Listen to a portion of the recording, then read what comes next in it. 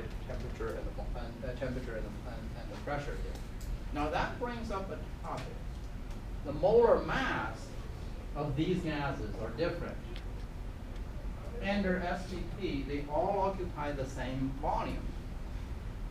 What can we say about the density of these gases? The higher the molar mass, the higher the density, because you're using the molar mass and divided by molar volume. Molar cancels out. Mass over volume give you density. The higher the molar mass, the higher the density. So you can actually predict, under STP, you can actually predict which gas has a higher density, well, simply by looking at the formula and looking at the atomic mass or the molar mass from the formula there. Whichever has a higher molar mass, it's going to give you a higher density, because they all, under STP, they all, 1 mole of any gas will all occupy the same volume, 22.4 liters. Okay? So this number is something that you want to remember, molar volume.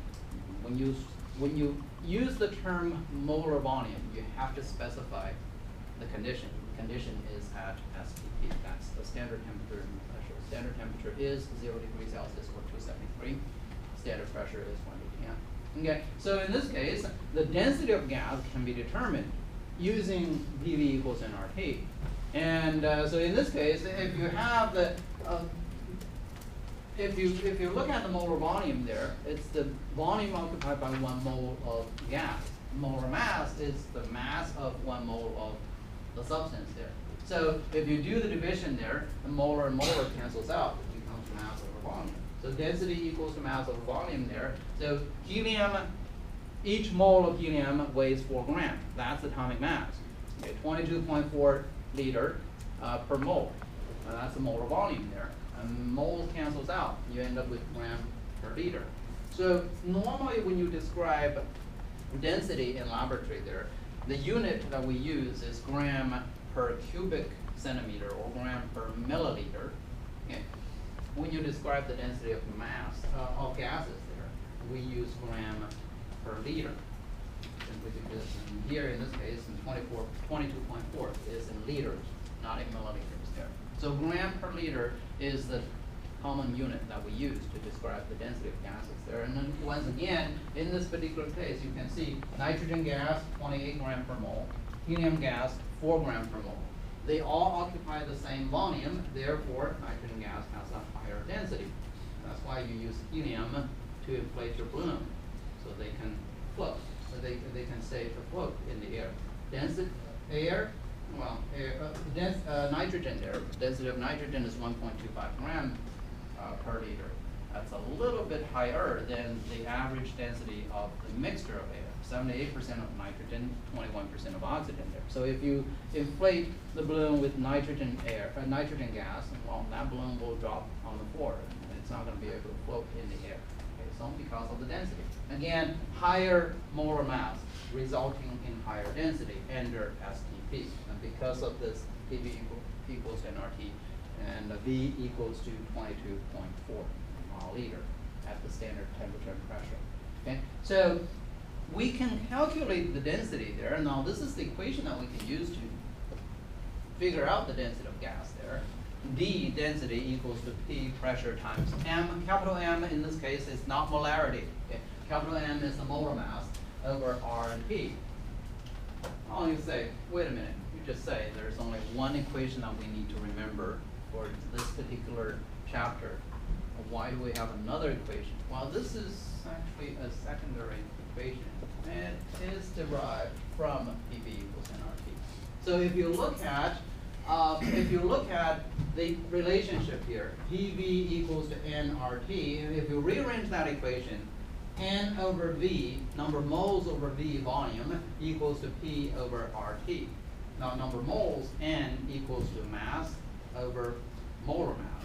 So small m over capital M there. And if you substitute that, and if you have this relationship there, rearranging this equation, you get N over V equals to P over R and P. And just show you how we end up with N over V equals to P over R and P. That's the result of rearranging the ideal gas law equation. Okay, so from here,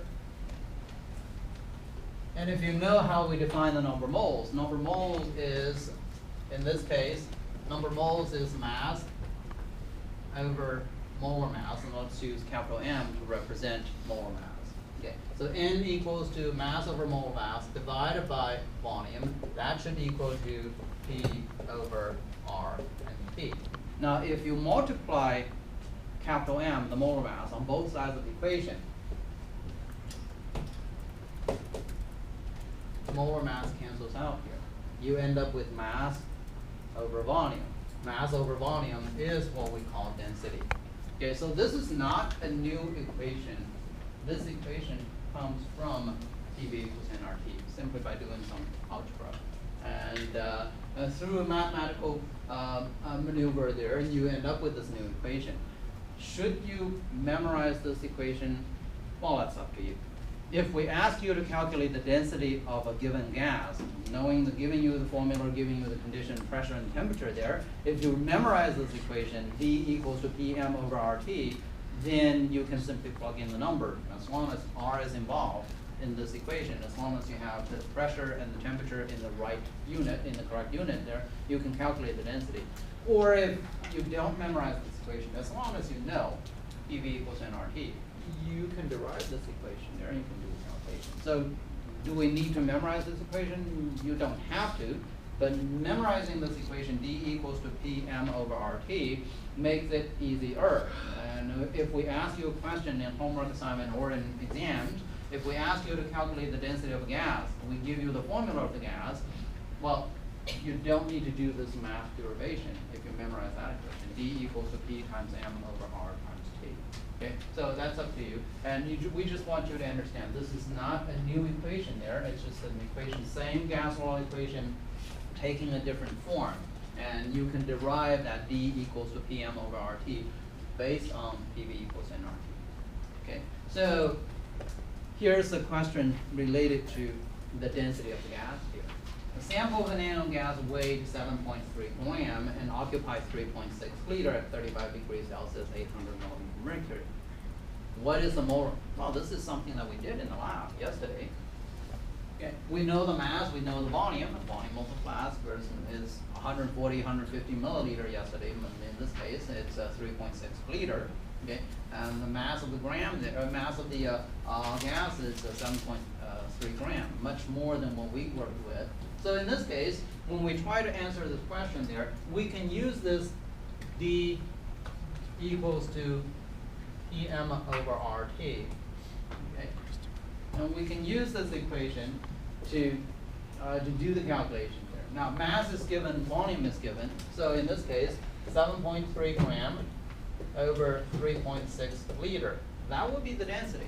And the thing here is that density is not given to you as one quantity. Rather, you have to divide 7.3 by 3.6. Again, the unit for density, when you describe density for gas, the unit for density is in gram per liter. Okay, that equals to P, pressure is